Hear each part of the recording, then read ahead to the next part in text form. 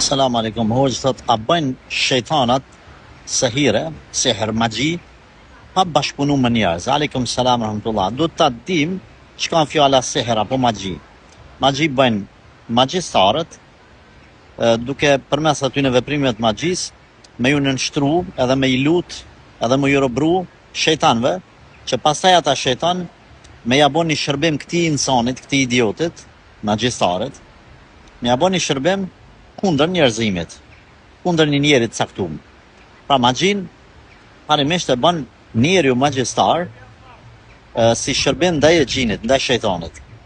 Shejtani pastaj i bën ato veprimet e veta, duke i bën telashe, duke i hyrë në trup, duke i bën vezvese, etj, çish e dini.